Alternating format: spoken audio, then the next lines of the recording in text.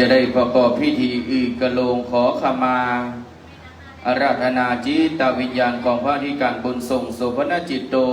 ครบ1 ปีมรณการจะได้มาป้าตาอนุโมทนาแก่คณะศิษยานุศิษย์สืบต่อไปกับอาราธนา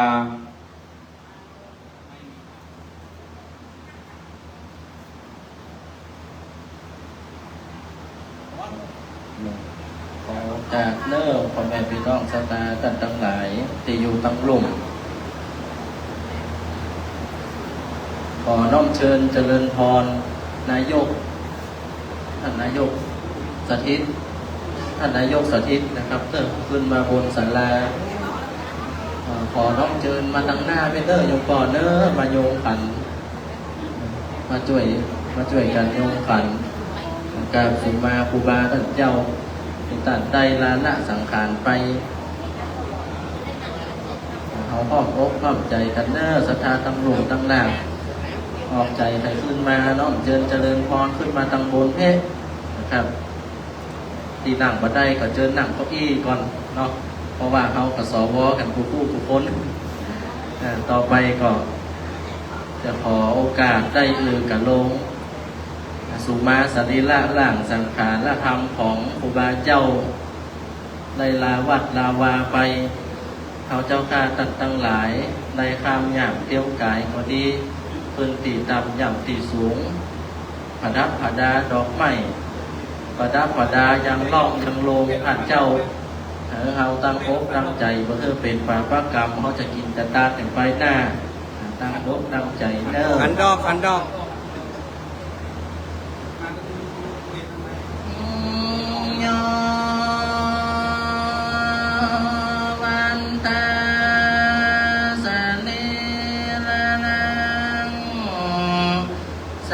งฆา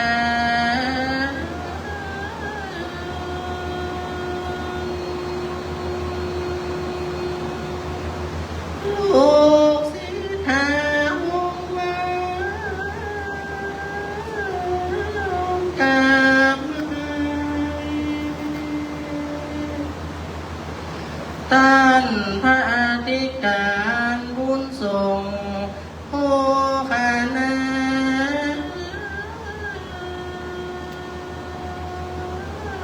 ได้จากไป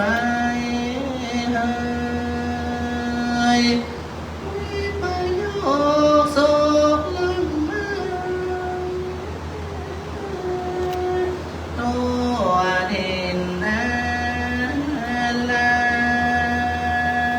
มสาธายาพี่น้องอะไร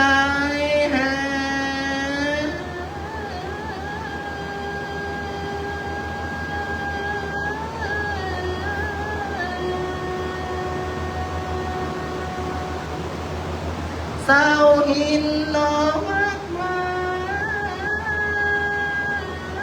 ทอนเคยมีตันโคมาเฝ้าหอดูแลปาลามีโอ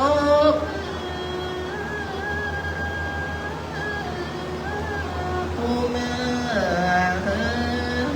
นวันหมอมีเสียงเป่าเรียก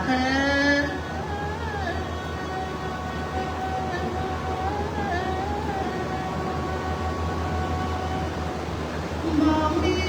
เสียงสวดมาวันเกิด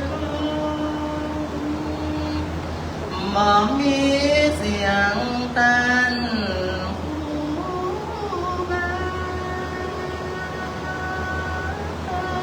เป่าบอกงานบุญมีแต่เสียงเจโส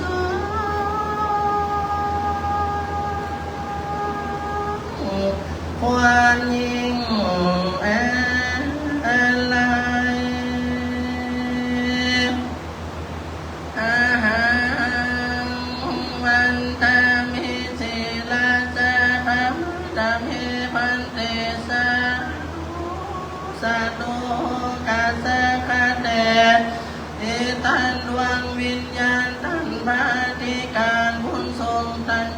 บัดนี้นาหมายมีสามานาศรัทธา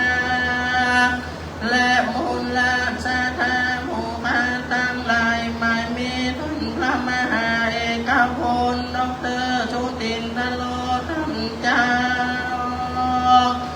พร้อมกับด้วยพระภิกษุสามเณรจุลูกจุคนและรอบก็มีตั้งศรัทธาและอาจารย์สันนิบาตดันเขาศรัทธาว่าเสาหินนิดนาก็พากันมาตกแต่งห้องธรรมายังมาถูกบูชาละเจดวงดอกเขาดอกให้พร้อมน้ำสู่กันโพตักใส่จึงช่วยเขาบินทรงปล่อย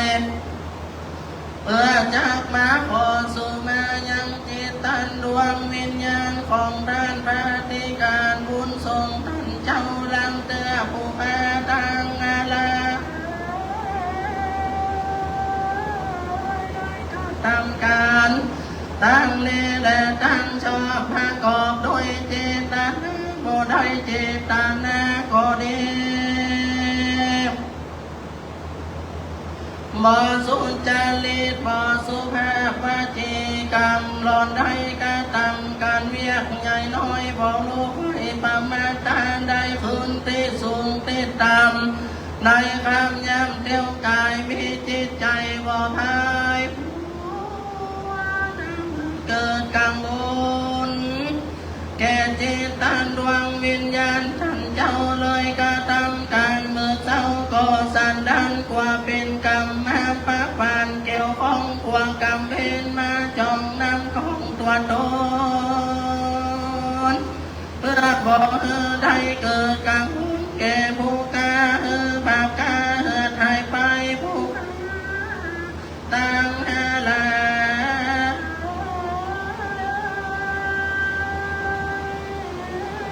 ขอพระมาเมตได้ปะมาตาท่านเจ้าสันได้ขออภัยโตเธอได้โปรดเป็นนาโหสิกรรมขออย่าได้เป็นนิวรณธรรมแก่มวลผู้กาขอเป็นบุญสืบสร้างไฟอ้างมาโนลมขอเป็นใจต่อเท่าบรรดาลูกศิษย์ลูกหาหมู่คณะสัทธาเมื่อท่านได้ลายังพาลางกว่าแก้วขอแต่งใจผ่องแผ้วเข้าสู่นิพพานแด่เธอดังรวยบุคคลบุญหมู่จะขอสู่มาในกาลที่ข้ายามนี้จุงจะมีเดียงแต่ดีจิ้มแด่เธอ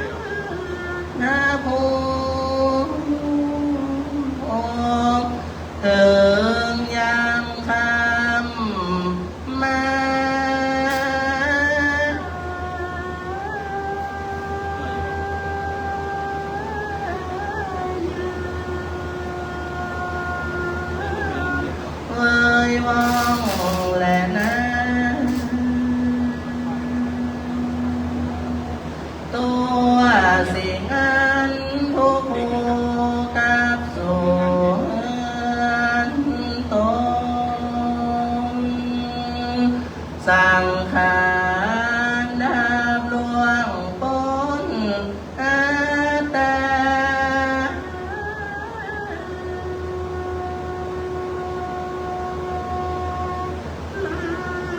บ่หวนออกฟื้นล้วนสู่มรณะ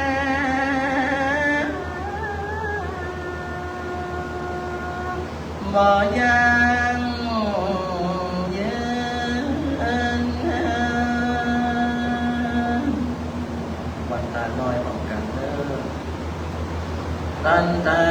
มิพันเตสัพพังอาปาราตังธรรมาทะเมพันเตมายากตังปุญญัง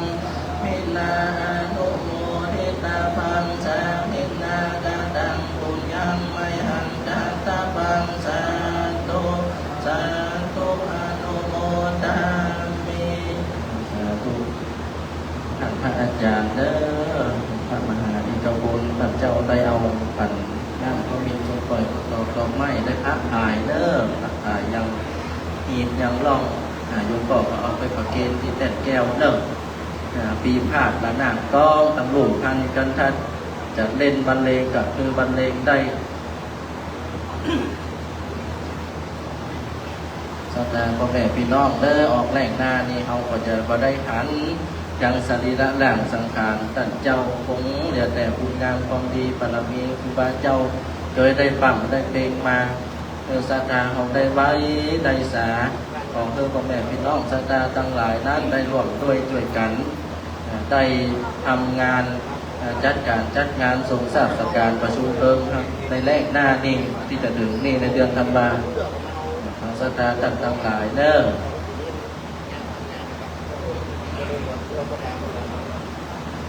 ครับบัดนี้ท่านสมณเณรวิรเดชยศกันโทนักเตศแห่งดินแดนล้านนาได้ประกอบพิธีกะโลงคอขมาอาราธนาจิตวิญญาณแห่งหลวงพ่อพระดิการบุญทรงโสภณจิตโตครบมรณการ1 ปีวันนี้ซึ่งดังท่านอาจารย์พระมหาเอกพลชุตินทโลด็อกเตอร์เจ้าอาวาสรูปปัจจุบันท้องโดยคณะสนิบันตันเข้าพระอุปถากได้จ้าเธอมีพิธีนะครับกตัญญูกตเวทิตาและจะได้น้อมสมทบทอดพระป่าบัดนี้เชิญชวนพ่อแม่ศรัทธา5 ปอนด์องค์กะโลงเป็นปฐมเบื้องต้นนะครับเด้อพ่อแม่พี่น้องศรัทธาเด้อจึงได้5 ปอนด์มีน้ำญาติกับญาติน้ำอุทิศนาบุญไปหายังครูบาตั้งเจ้าบุญส่งต่อไปขอได้5 ปอนด์เด้อ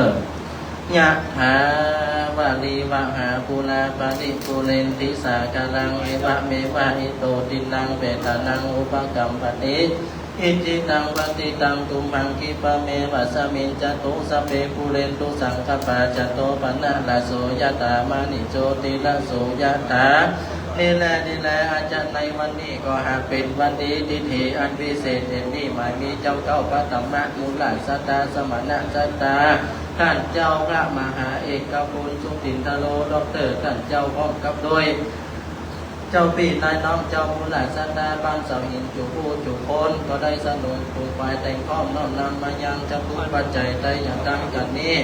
เพื่อจะพุติสนาบุญไปหายังท่านเจ้าพระอธิการบุญโสสุพนาจิตโตท่านเจ้าอารามาธิปติแห่งวัดเสาหินที่ได้มรณะภาพไปนั่งก็ดีก็ขอบุญกินบุญทานอย่างนี้ที่ท่านเจ้ามูลสัตตาได้ตั้งใจทำในที่ค้ากันละบัดนี้อย่างนี้ก็ดีก็ขอผู้ได้ไปจุจอดหลอดเดินจึงยังดวงสินตะวิญญาณของท่านครูบาเจ้าผู้ได้กินได้อาบบริโภคเสพสร้างสวยผลไปจุอย่างทุกประการผู้กินผู้ทานบารมีตามแห่งเจ้ามูลสัตตาพ่อแม่พี่น้องท่านทั้งหลายตอนนี้ไปหน้าก็ขออย่าได้ไปตกสู่ซ้ายก็ขออย่าได้ไปหายกับเส้นยาไม่มีพละอันนี้สูงไปหน้าคือสัตตาพ่อแม่พี่น้องทั้งหลายตอนนี้ไปคือได้อยู่ดีดีคาหมดทุกข์หมดโศกหมดโลกหมดภัยหมดทรัพย์ป่าปะเคาะสัญญาจันไรพยากังวลวนแต่ลายทั้งหลายอย่าได้มาใกล้มากายอย่าได้มาขำมาขาเรามีตอนนี้ไปหน้าคือได้หิปันมาคือได้กล้าบังปืนรับก็ขอคือได้ดังเงินหมื่นตื่นก็ขอคือได้ดังเงินแสนแม่นมือได้เงิน1,000 บาทผาเลิศผาดาดได้เงิน100อย่างตีน้อยเงินแสนเงินล้านเงินพันนั่นจุดจักมีจังแต่ดีหลีสัมปติแก้วแหวนเงินคำมือได้ผ่านป้อมเป็นจุเยี่ยงจุปาการอายุอย่างมันยืนยาว100 ขวบเข้าท่านลาต่อเต้าได้กำจูวรละพุทธศาสนาไปใจนั่นจุดจักมีจังแต่ดีหลีตามปากเก้าคาถาบาลีว่าสัพพิติโยวิวัจจันตุสัพพะโลโกวินาศตุมาเดภวัตวันตะลายโยสุขีติกายุโกภวะอภิวาทนาสีนิสะนิจังพุทธปัจจายโน จัตตารโอธัมมาวัฏฏันติอายุวันโนสุขังพลังโสยติธัมโมจะอายังติตัสสิโตเปตานะปุจจาจักขตาอุลาลาภลัญจะวิภูละมะอุปาทินังตุเมหิปุญญังปัสสุตังอนาปะกันติใจยะตุภวังใจยะมังคลังใจยะมหาลาภังใจยะโสติภาวันตุเตสาธุสามัคคีส่วนบุญขึ้นแห่เจิญเทวบุตรเทวดาเทพเต้าอันได้อารักษ์รักษาได้มาปาตาอนุโมทนาเนครับบัดนี้เก่าถวายความเคารพยังหลวงพ่อธรรมโกโสภิตปุญญาคมเจ้าคณะตำบลในเมืองเขตหนึ่งเจ้าอาวาสวัดจังหองถวายความเคารพครูบาอาจารย์พระเถรานุเถระพระสงฆ์สังฆพิธี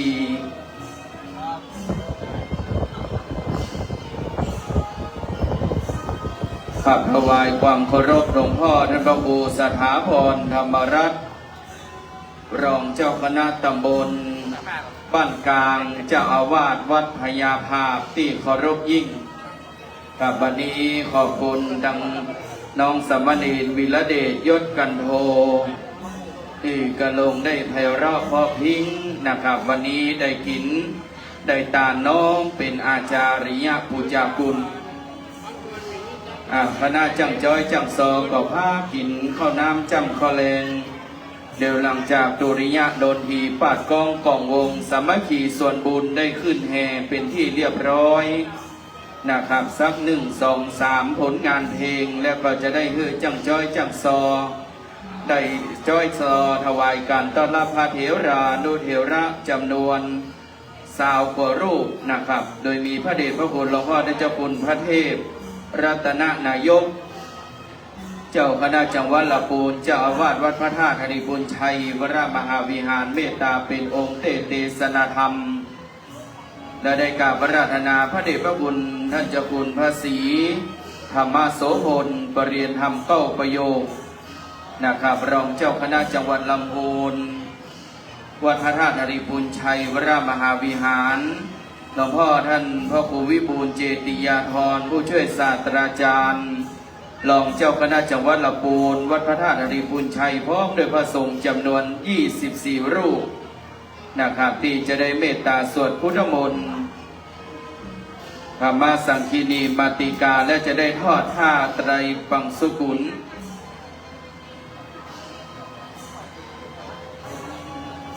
ครับในช่วงโอกาสนี้ก่อนที่จะเข้าสู่มังคระนะครับอุทิศบำเพ็ญกุศลทักษิณาทานบริเวณลานด้านล่างศาลานะครับจะมีพระสงฆ์สามเณรได้เมตตาประจำโต๊ะพิจารณาผ้าไตรและหลวงเงินหลวงทองที่จะได้ไปเตรียมการบำเพ็ญกุศลชาปนกิจศพเลิกซากทรงสการยังสรีระล่างสังขารธรรมพระนิการบนทรงโสภณจิตโตนะครับในปลายเดือนนะครับประมาณเดือนพฤศจิกายนนะครับปลายปี68ระหว่างวันที่23ถึงวันที่30พฤศจิกายนพุทธศักราช2568กำหนดงานประชุมเพลิงศพพระนิการบนทรงโสภณจิตโตอายุ74 ปีพรรษา28นะครับณเมนชั่วคราวปราสาทนกหัสดิลิงต่างยังภาษาทรงจตุรมุขทรงธรรมาสแบบโบราณล้านนาณบริเวณวัดเสาหินเฮานะครับฉะนั้นก็ศรัทธาเฮาเนอร์ประมาณในวันที่23ถึงวันที่30พฤศจิกายนจำประมดจดติดปฏิทินใหม่ไว้นะครับเราจะได้มาห่วมกันปล่อยล้อเลิกสร้างทรงสการครูบาเจ้าบุญทรงวันนี้ขอบคุณคณะทีมงาน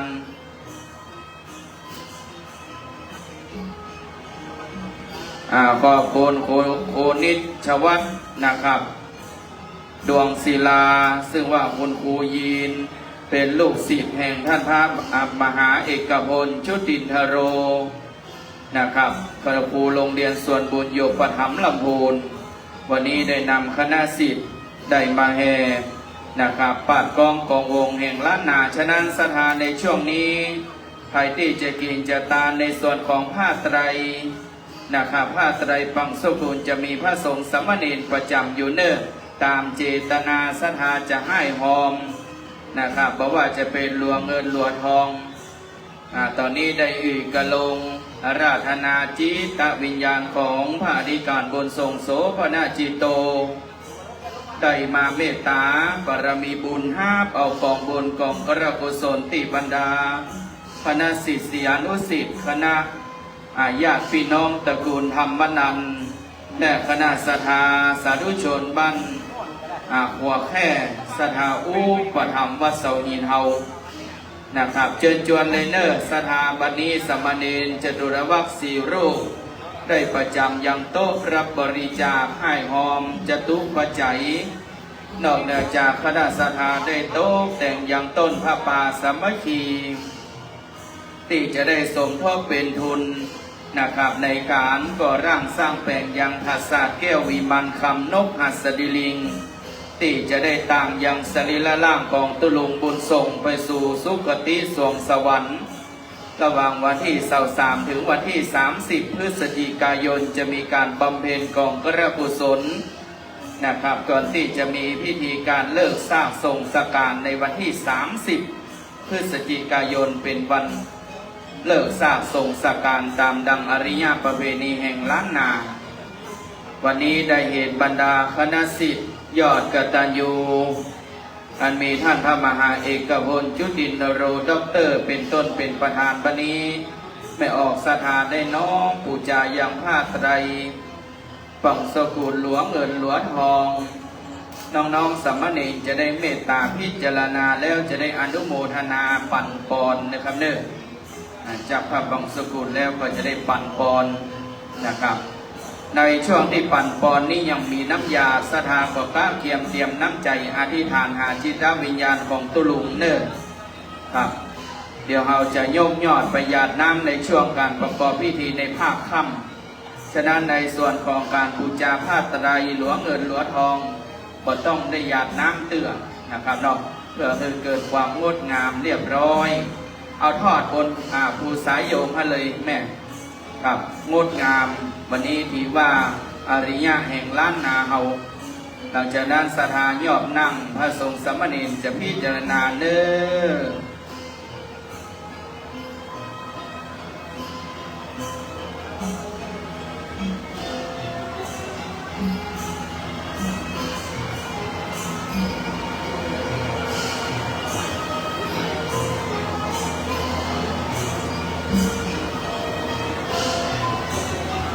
หยุดไลฟ์ก่อนนะครับ เดี๋ยวช่วงพิธีค่อยมาไลฟ์ชมไลฟ์สดต่อประมาณทุ่มครึ่ง